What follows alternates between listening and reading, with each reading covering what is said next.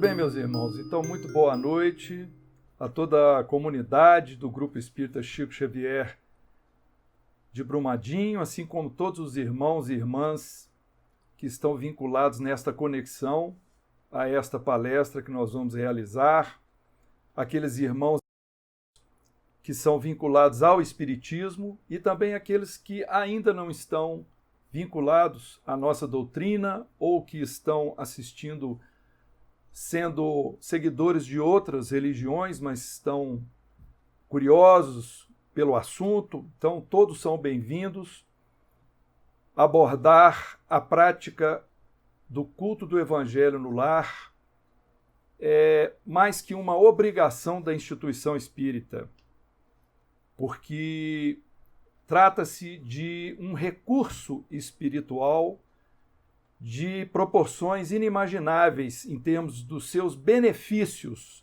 para os lares, para as famílias, para o campo espiritual que nos circunda. Então nós vamos falar sobre tudo isso durante a nossa explanação.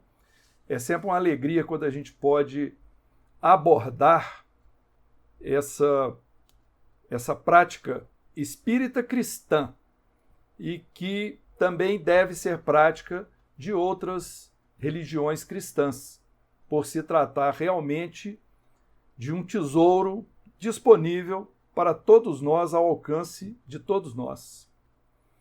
Nós vamos iniciar com uma frase colhida do livro Jesus no Lar, uma frase do espírito Emmanuel, que escreveu a introdução desse livro, Jesus no Lar, que é do espírito Neio Lúcio.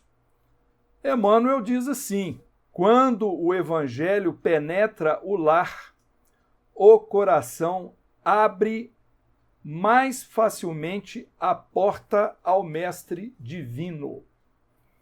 Portanto, Emmanuel nos chama a atenção para esta questão. Trazer o Evangelho de Jesus para o lar, a boa nova, é abrir através dos nossos corações, as portas para a presença de Jesus em nós. Quando nós falamos dessa forma, sob a visão da doutrina espírita, nós estamos dando aí uma luz íntima para os nossos corações. Não se trata, no caso, Jesus, de uma entidade que está muito distante de nós. Ao contrário, nós estamos trazendo Jesus para a nossa intimidade. Nós estamos procurando nos aproximarmos essa vizinhança do Cristo, vamos dizer assim, com a forma mais simples e mais fácil possível.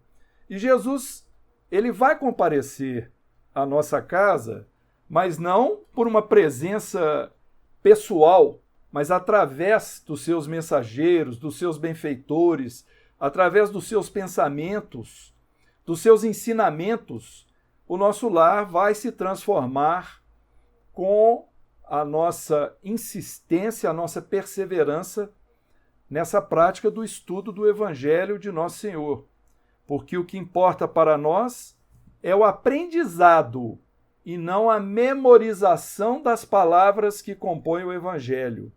O que importa é nós conhecermos intimamente os ensinos crísticos da forma mais simples possível, sem retórica, sem nos preocuparmos em guardarmos os versículos, as frases do Evangelho para podermos repetir as suas referências. Está em Mateus, está em João.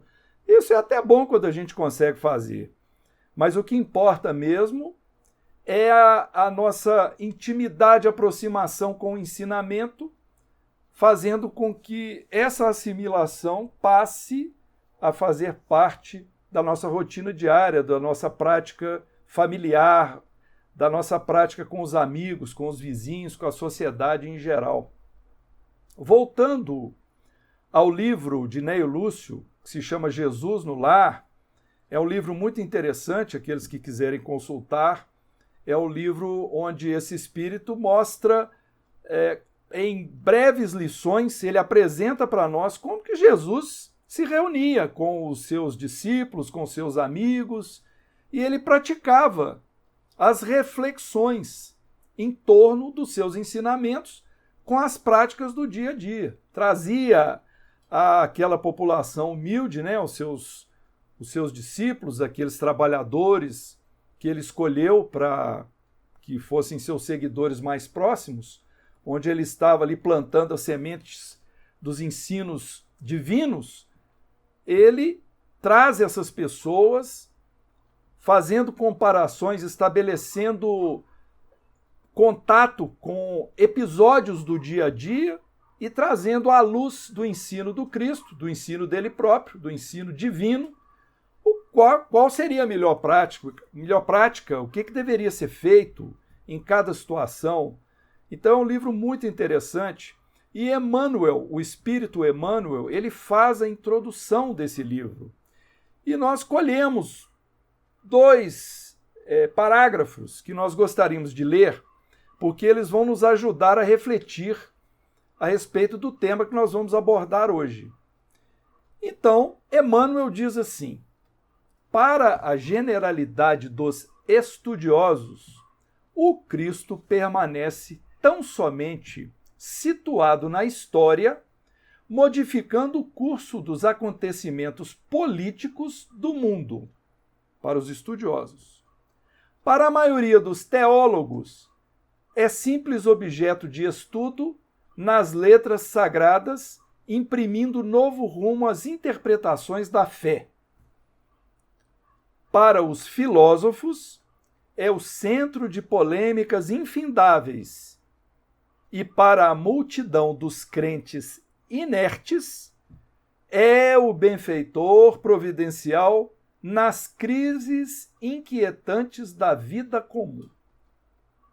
Todavia, quando o homem percebe a grandeza da Boa Nova significa Evangelho, compreende que o Mestre não é apenas o reformador da civilização, o legislador da crença, o condutor do raciocínio ou o doador de facilidades terrestres, mas também, acima de tudo, o renovador da vida de cada um.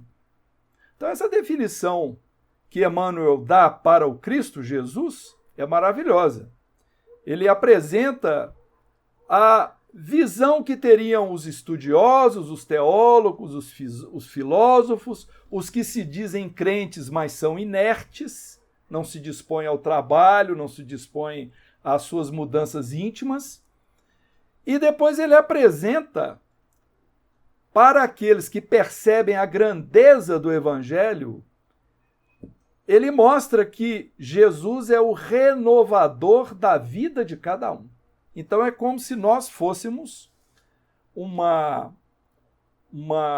pedaço de granito, um pedaço de pedra, onde Jesus estaria ali esculpindo uma formosura do nosso ser, para o nosso espírito. Mas ele esculpe dando-nos instruções, porque, na verdade, quem tem que esculpir essa formosura somos nós mesmos.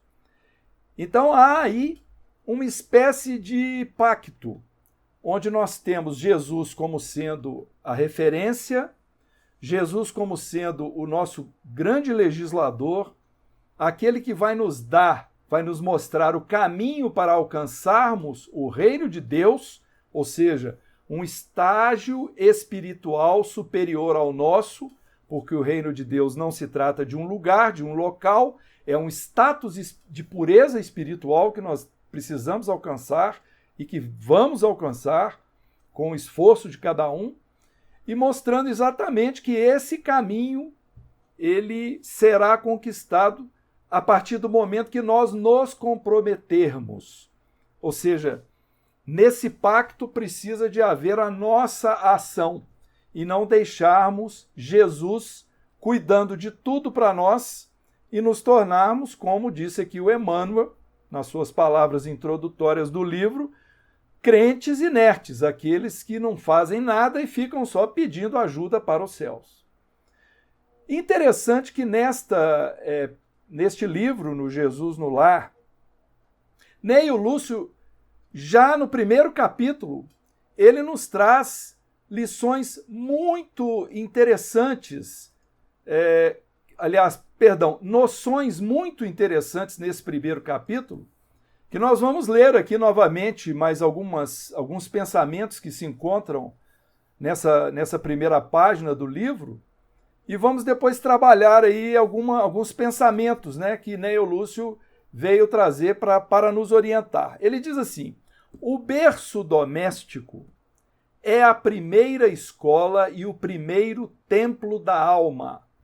A casa do homem é a legítima exportadora de caracteres para a vida comum.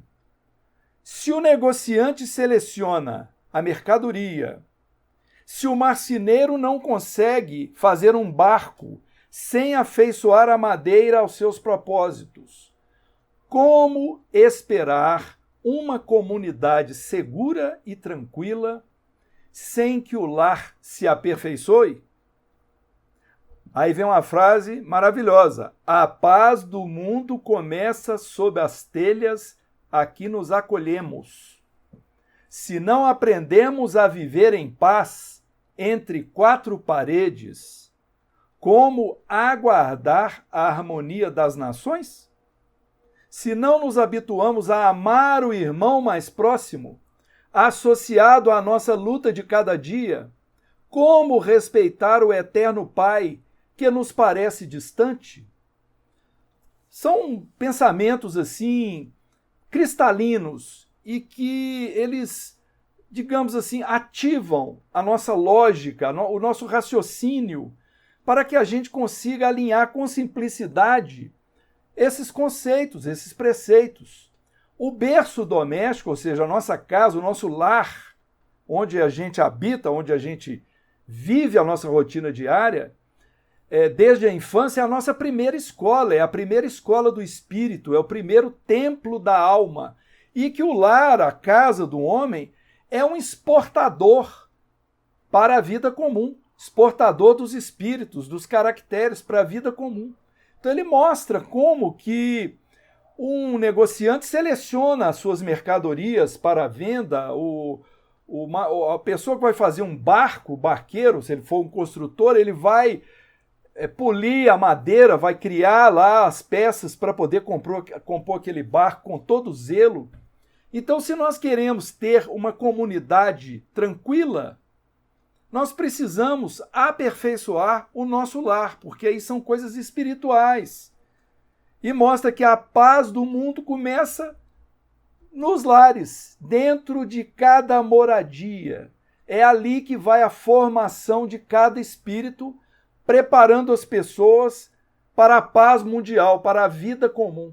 Ou seja, nós temos que pensar qual é a nossa responsabilidade nessa contribuição para com o trabalho de Jesus. Então vamos lembrar daquilo que nós usamos antes, o pacto com Jesus. Jesus nos dá um ensino, nos favorece, nos fortalece, mas e nós? O que nós oferecemos em troca para Jesus? O que nós fazemos para que a gente contribua na formação de um lar para alcançar paz, paz dentro de nós e paz junto àqueles que nos cercam? Então o Espírito Emmanuel faz essa pergunta: como viver em paz? Como aguardar a harmonia das nações se nós temos uma desarmonia dentro de cada um de nós? Como que nós vamos nos aproximarmos de Deus em amor se nós não habituamos a amar o próximo que está ali ao nosso lado? Então tudo isso vai servir de base para que a gente se motive para realizarmos o culto no lar. Então vamos começar aí com umas definições. O que é o culto, então, afinal de contas? Em primeiro lugar, devemos esclarecer que culto, a palavra culto, ela geralmente nos associa a rituais das igrejas, onde são usadas imagens, paramentos, preces repetitivas, gesticulações, seja lá o que for. Mas aqui a palavra culto, ela tem uma outra conotação. Então, o culto do evangelho não se trata de um ritual de adoração. Trata-se, na verdade, de um momento que nós reservamos para o estudo metódico dos ensinamentos de Jesus Cristo dentro do nosso próprio lar. Só que é um estudo feito, como dissemos, estamos insistindo, com simplicidade. Não é preciso sermos doutores, catedráticos, temos uma cultura muito profunda. A coisa tem que funcionar com facilidade. Tipo assim, estou com sede, vou beber um pouco de água. É assim que tem que funcionar o culto no lar. Então, a principal finalidade do culto é incentivar o nosso esforço pessoal para uma reforma íntima consciente, sistematizada, através da compreensão da moral cristã. Então, compreendendo a moral cristã, nós vamos nos propor a uma modificação íntima, consciente e sistematizada. Então, realizar o culto no lar, segundo a doutrina espírita, e esperamos que assim seja também em outras religiões, está diretamente relacionado ao trabalho, a um trabalho de reconstrução íntima. Não é apenas adoração e palavras mágicas. É cerebração, é leitura, é reflexão, é pensamento, mudança de conduta. Então nós vamos explanar isso repetidas vezes aqui, cada vez vai ficar mais interessante a gente chegar nesse ponto que nós abordamos. Então, se nós temos um recipiente com água suja, com a água que não está cristalina, ela está turva, o que vai acontecer se a gente, aos poucos, nós formos colocando nesse recipiente com essa água turva novas porções de água límpida? À medida que a gente for colocando mais e mais e mais água límpida, aquela parte turva da água vai ficar cada vez mais transparente, vai ficar cada vez mais, ela vai desaparecendo aos poucos. E é assim que acontece conosco, em termos também espirituais. Se nós vamos renovando o nosso alimento espiritual, se nós vamos renovando o nosso conteúdo íntimo, da maneira de pensar, da maneira de agir, com uma rotina, uma repetição perseverantes, nós também vamos, aos poucos, conquistando modificações e aperfeiçoamento do nosso espírito muito interessantes. Geralmente, nós nos preocupamos muito com as modificações do nosso corpo físico, para nos tornarmos mais belos, mais perfeitos, mais saudáveis. É muito importante a gente cuidar da saúde. A beleza exterior, ela pode ser um benefício, mas também deve ser cuidada para não haver exageros. Agora, o espírito chega a ser uma obrigação nós cuidarmos do espírito. E o espírito somos nós somos seres espirituais. É até estranho quando a gente fala assim, o meu espírito está triste.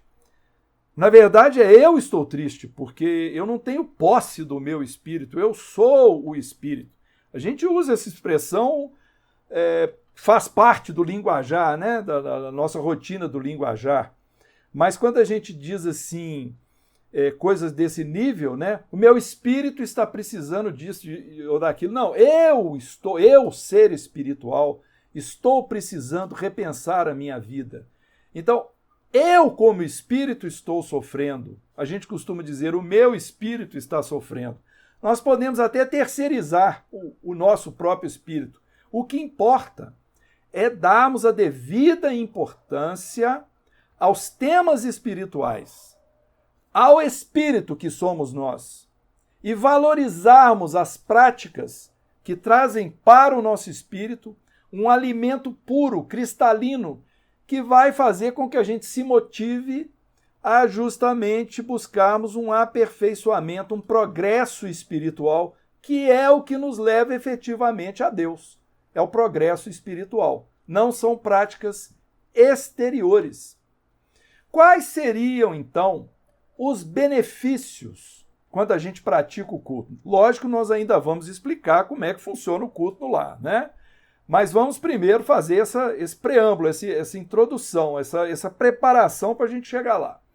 Quais seriam, então, para nós os benefícios em nós realizarmos sistematicamente o nosso culto do Evangelho no lar? Em primeiro lugar, naturalmente, como ele se baseia no estudo e no aprendizado da moral cristã, então nós estaremos adubando um terreno. Na verdade, nós vamos estar jogando sementes num terreno, né, que é a nossa mente. Nós vamos estar plantando sementes, que são ensinamentos, e vamos adubá-los depois com a prática, com a reflexão, com o incentivo, com o próprio culto, a sua repetição. Isso tudo vai se transformar no adubo para a nossa mente. Qual seria o segundo benefício da prática do culto no lar? Saneamento do ambiente espiritual do lar. Olha que interessante. O nosso lar, como todos os lares e todos os ambientes da Terra, é visitado por espíritos, por entidades espirituais. Às vezes nós conseguimos conquistar a presença de bons espíritos em nossos lares. Mas muitas vezes, e podemos até dizer que na maioria das vezes, devido aos nossos vícios, aos nossos maus hábitos, às nossas paixões exageradas, muitas vezes nós atraímos entidades atrasadas. Então a nossa prática mental, às vezes de ódio, ciúme, inveja, irritação, tudo isso gera uma onda, como se fosse uma antena, que entidades que estão sintonizadas com aquele mesmo tipo de coisa captam e passam a visitar a nossa casa. Ou às vezes são pessoas desencarnadas ligadas ao nosso passado espiritual que nos reencontraram e estão ali nos perseguindo. Estão ali querendo cobrar, tirar certos desaforos ali, colocar a coisa a limpo conosco. Coisas que aconteceram em vidas pregressas. Quando a gente pratica o culto no lar, trazendo ensinos do Cristo para a nossa casa, para nós mesmos, para aqueles que estão, os familiares que se dispuserem a fazer o culto conosco, para os desencarnados que estão presentes no lar, nós vamos saneando o ambiente, trazendo novas ideias, exatamente por colocarmos na mesa novas ideias. Ideias que são pensamentos do Cristo, ensinos do Cristo. Então, tudo isso, como terceiro benefício, vai trazer para nós o fortalecimento no enfrentamento de nossas dificuldades.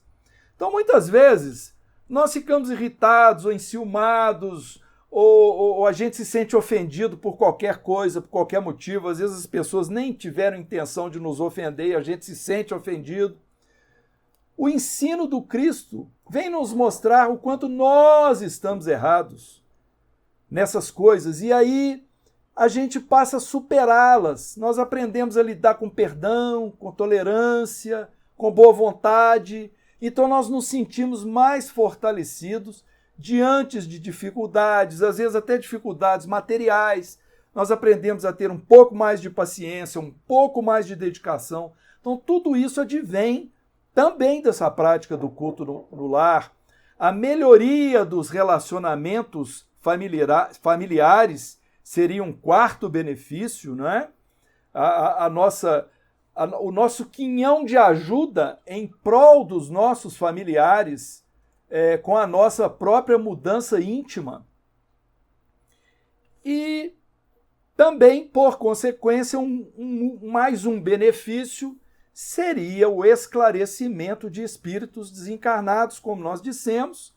Eles estão presentes em nossas casas, frequentam os nossos lares e acabam estudando conosco, acabam aprendendo. Se não aprendem pelo livro, acabam aprendendo com a mudança da nossa conduta pessoal. E às vezes se admiram. Puxa, como é que o fulano ali mudou? Ele não era desse jeito. ele agora está mais bondoso, está mais paciente, está mais caridoso. Então, tudo isso são benefícios que advêm da prática do culto no lar. A Joana de Ângeles, ela tem um pensamento muito interessante. Ela diz assim: pela luz do Evangelho, os dramas passionais, as ocorrências infelizes, os temores e as discórdias cedem lugar à compreensão fraternal, à caridade recíproca, à paciência e ao amor. Então está aí a Joana de Ângeles, um espírito extremamente evoluído, nos mostrando quais são benefícios da prática do culto no lar. Vamos falar um pouco então de nós mesmos. O nosso universo interior, o que nós somos, afinal de contas? Primeiro, partindo do pressuposto que nós viemos de várias reencarnações, nós trazemos para essa vida atual impressões da nossa vida passada. Lembranças que às vezes não estão no consciente, mas estão no inconsciente, certas impressões, certos sentimentos, advêm de experiências, às vezes até ruins, que nós tivemos em vidas anteriores. Nós juntamos isso com traumas, experiências dessa vida nossa atual. O nosso universo interior, ele também recebe influência do nosso meio familiar, do nosso meio social e do nosso sistema de valores, os nossos preconceitos, as nossas paixões, os nossos tesouros íntimos, ambições, medo, o nível de materialismo que nós possuímos, de egoísmo, vaidade, orgulho, enfim. Nós somos aí uma mistura, um coquetel, né, de tudo isso. Tudo isso é o nosso modelo íntimo. Então esse nosso sistema de valores, quando nós usamos o nosso livre-arbítrio, ele reflete o nosso livre-arbítrio, reflete esse sistema de valores nas nossas atitudes, nos nossos pensamentos, nas nossas palavras, nos nossos pontos de vista. O que é o livre-arbítrio? É exatamente a capacidade que a gente tem de tomar decisões, de discernir o que a gente acha que é bom e o que a gente acha que é ruim para nós. Por que eu disse acha? Por que nós dissemos acha? Porque nós estamos aí no império dos nossos próprios pontos de vista. Aí nós gostamos de dar aqui um exemplo para mostrar como é que isso funciona. É o exemplo do banho do chuveiro. O banho do chuveiro vai nos mostrar, de certa forma, como é que deveria funcionar a prática do culto do Evangelho no lar. O que a gente faz quando a gente entra debaixo de um chuveiro? A primeira coisa que a gente faz é colocar a mão na água. Por quê? Porque a nossa pele tem um sensor. Através da nossa pele nós vamos medir a temperatura. E eu tenho uma referência minha própria de quanto que eu quero essa temperatura, qual a temperatura da água. Por exemplo, hoje que a nossa cidade está muito quente, eu quero a água mais fria. Então eu vou lá e abro bastante o fluxo de água para passar mais rapidamente na resistência do chuveiro elétrico e a água sair mais fria. Ou eu desligo a resistência naturalmente. Então eu tenho um mecanismo, que é a minha mão, a partir do sensor e da minha própria referência, eu aciono esse mecanismo, reajusto, aí vem uma realimentação, a água muda a temperatura, eu falo, bom, está no ponto. Então a referência fui eu mesmo, o meu desejo. E aí eu ajustei as coisas para que eu fosse satisfeito. Mas quando se trata do espírito, de uma reforma íntima, sistematizada, se eu colocar como referência o meu ponto de vista, aquilo que eu acho que é o melhor para mim, não vai dar certo. Não vai dar certo. Eu preciso encontrar uma referência perfeita, acima da minha própria referência. Então, a minha referência em termos espirituais, ela não pode ser o meu ponto de vista, o que eu acho que é certo, o que eu acho que é errado. Tem que ser a boa nova, o Evangelho, o ensino de Jesus. Ele é que vai nos mostrar, né, esse conteúdo que a gente ouve, vê, lê, né? Esse conteúdo é que vai nos mostrar qual é a referência correta. Por exemplo, a referência é perdoar. Perdoar quanto? Jesus falou 70 vezes, 7 vezes. Ou seja, perdoar sempre. Essa que é a referência. Aí eu faço uma atitude, eu recebo uma ofensa.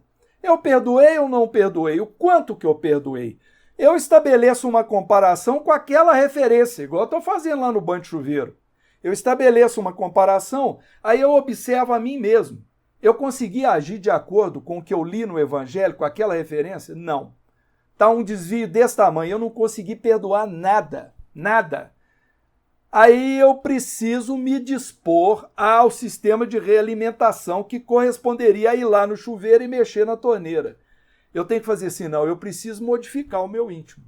Eu tenho que passar a perdoar, porque agora eu desejo para mim aquela nova referência.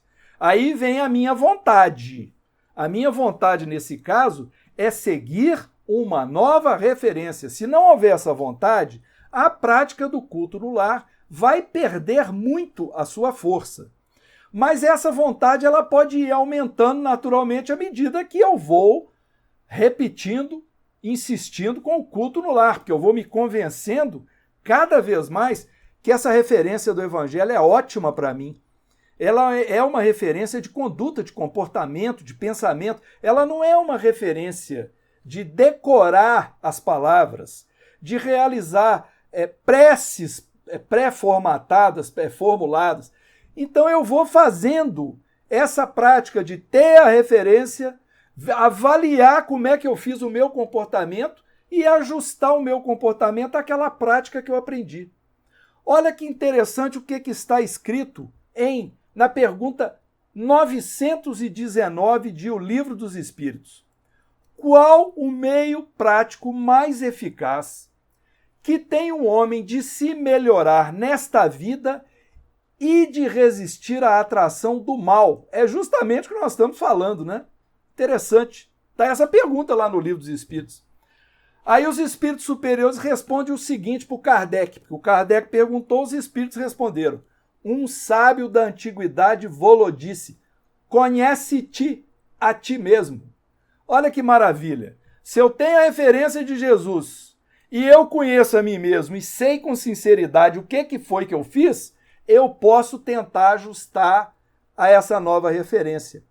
Aí a letra A o item A desta mesma questão 919 tem palavras do Espírito Santo Agostinho. E ele conta para nós o que ele fazia. Eu vou ler aqui com a permissão dos irmãos e das irmãs o seguinte, porque o Kardec pergunta assim, qual o meio de consegui-lo? Como é que eu vou conseguir fazer isso? Aí Santo Agostinho responde assim, fazei o que eu fazia quando vivi na terra. Ao fim do dia, interrogava a minha consciência, passava a revista ao que fizera e perguntava a mim mesmo se não faltara a algum dever, se ninguém tivera motivo para de mim se queixar. Foi assim que cheguei a me conhecer e a ver o que em mim precisava de reforma. Ele estava se conhecendo, se avaliando. Aquele que todas as noites evocasse todas as ações que praticara durante o dia e inquirisse de si mesmo o bem ou o mal que houvera feito, rogando a Deus e ao seu anjo de guarda que o esclarecessem, grande força adquiriria para se aperfeiçoar, porque, crede-me, Deus o assistiria. Então, olha que beleza essa lição de Santo Agostinho, mostrando como é que funciona esse processo. Avaliar a si próprio, comparar com essa referência e agir para se melhorar, para se modificar.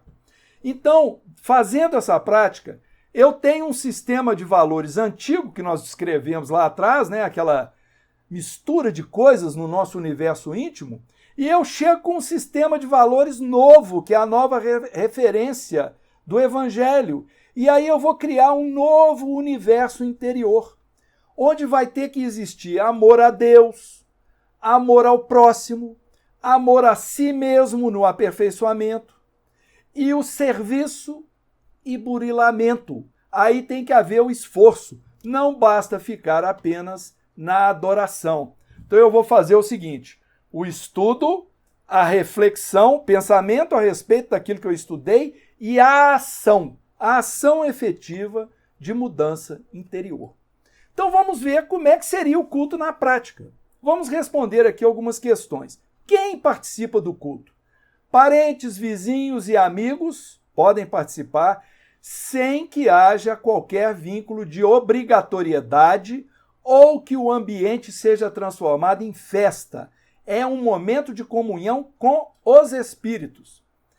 Crianças também podem ser incentivadas a participar, mas para ela nós vamos reservar um tempo especial dentro do culto e com ensinos apropriados à sua faixa etária. Outra coisa, essas pessoas que nós citamos que podem participar, elas têm que comungar do nosso mesmo princípio religioso. Porque se nós fizermos um culto com instruções ou princípios espíritas e tiver no meio alguém que os combata, ou que eu falo, não, nisso aí eu não acredito, eu não aceito, aí o culto vira um debate, vira um confronto. Isso não é bom. Então precisam ser pessoas que participam do mesmo pensamento religioso. E outra coisa, se não houver ninguém encarnado para fazer o culto conosco, vamos fazê-lo a sós, porque sempre estarão presentes os desencarnados. Nós conhecemos diversas pessoas que fazem culto sozinhos. Às vezes a pessoa tem a família dentro de casa, tem marido ou esposa, tem filhos, tem irmãos, seja lá o que for, mas ela não consegue fazer o culto, que é a única espírita que está em casa. As pessoas não querem participar. Então ela vai lá para o seu quarto e faz o culto sozinha, né? Sozinha, entre aspas, porque sempre estarão presentes os benfeitores espirituais e os desencarnados que são encaminhados por esses benfeitores para participarem conosco. Como é que eu devo me preparar no dia do culto? Manter o equilíbrio físico, mental e espiritual, evitar querelas, evitar alimentação pesada, evitar ingestão de álcool, evitar brigas, discussões, ou seja, procurar serenidade, vigilância nas nossas atitudes e pensamentos no dia do nosso culto no lar. E outra coisa, apesar de que a gente realiza o culto na intimidade da nossa casa, nós precisamos estar vestidos decentemente, por causa dos desencarnados. Então a gente não deve fazer culto sem camisa ou usando roupas íntimas femininas. Nós temos que nos vestir com a roupa simples, mas que provoque respeito nesses espíritos que vêm nos visitar, né? Onde que eu devo realizar? No próprio lar, certamente. O lar é que é o importante. No cômodo onde haja ambiente de tranquilidade e concentração. Sem TV ligada, sem som ligado, sem pessoas conversando, sem telefone tocando. Não tem necessidade de enfeites, de imagens, não há necessidade de nada, de objetos de adoração. A única coisa que a gente precisa é esse ambiente tranquilo e colocarmos um recipiente para que a água seja fluidificada, como a gente diz, energizada pelos espíritos benfeitores que vêm nos ajudar. Depois nós vamos, então, usufruir daquela água em nosso benefício e em benefício daqueles que estiverem nos acompanhando. Quando que nós vamos realizar o nosso culto? Uma vez por semana. Uma vez por semana. Só que é importante marcar o dia e o horário e isso ser feito da forma rigorosa. Por exemplo, aos domingos às 21 horas, ou toda segunda-feira, 8h30 da manhã, às quartas-feiras, às 15 horas, não importa, mas toda semana deve ser realizado naquele dia, naquele horário. Por quê? Porque isso demonstra comprometimento nosso, demonstra constância e faz com que os espíritos que estão assessorando o nosso lar, eles vão preparar e canalizar os irmãos e irmãs do campo espiritual que virão estudar conosco, virão ouvir as nossas palavras, eles vão canalizar aquilo para a nossa casa, contando justamente com essa nossa prática disciplinada, não é? E o culto vai se realizar entre 30 e 60 minutos no máximo, não precisa mais do que isso. Que livros nós devemos utilizar?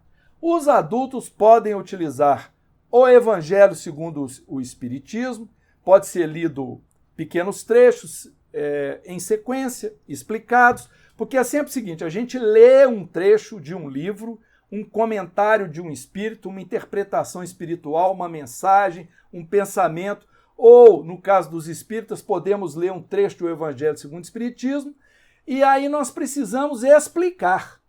É preciso, pelo menos, tentar comentar aquilo que nós lemos. E não basta fazer aquilo só no pensamento, a gente tem que ler em voz alta e fazer o comentário em voz alta, mesmo que nós estejamos sozinhos, porque isso é para que os espíritos desencarnados alcancem o ensinamento. A gente pode pensar assim, mas o espírito não lê meu pensamento, não? Espírito mais evoluído lê. Mas espíritos atrasados não conseguem ler o nosso pensamento, não. Como nós queremos justamente alcançar a maioria dos espíritos atrasados, sendo que a gente se inclui entre eles, né, naturalmente, com as nossas imperfeições, então é preciso que a gente leia, né, por exemplo, leia uma mensagem do Espírito Emmanuel lá do livro Vinha de Luz, Palavras de Vida Eterna, ou leia uma lição lá do Neio Lúcio, leia uma mensagem, um texto infantil para uma criança, para ajudá-la a raciocinar ali. Depois as crianças vão ficar lá desenhando, colorindo, fazendo alguma coisa, e os adultos prosseguem com o culto. Ou seja, o livro de moral cristã infantil, ele deve ser o livro apropriado à sua idade. Não é recomendado o livro de estudos, né? Tipo o Livro dos Espíritos, por exemplo. É melhor livros que vão provocar reflexões a respeito da nossa moral cristã. Muito bem, qual é então o roteiro básico para o culto? Olha como que é simples. Começamos, escolhemos o ambiente, nos preparamos, aquele horário, aquele dia, né? Que nós vamos fazer, igual a gente não tem um dia e horário para assistir a novela, para assistir o futebol, para assistir o jornal, então nós temos que ter o dia e o horário para o culto, e ele precisa ser priorizado. Na nossa mente, no nosso coração, o culto precisa ser priorizado, porque se eu marco o dia e a hora, e qualquer outra coisa interfere e eu desisto, hoje tem futebol, então eu não vou fazer. Eu tenho que sair ali, eu esqueci de pôr gasolina no carro, então... Não, nós mesmos é que precisamos priorizar essas coisas em nossas vidas. Aí vai de acordo com o desejo de cada um, né? Mas a nossa recomendação, a recomendação dos espíritos, é que seja feito dessa forma.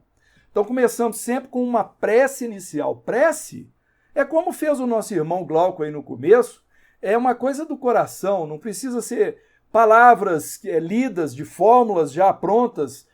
Podemos até fazer isso também, se a gente não conseguir no começo, mas são palavras de gratidão, ou que os espíritos nos auxiliem, nos ajudem aqui o nosso lar e tal. Fizemos a prece, aí fazemos o momento criança, né? Leitura, comentário com as crianças. Depois nós vamos fazer para os adultos, ou já vamos direto para o período dos adultos, se não tivermos as crianças, onde nós vamos fazer, em o Evangelho segundo o Espiritismo, leitura sequencial de pequenos trechos, seguido de comentário, né?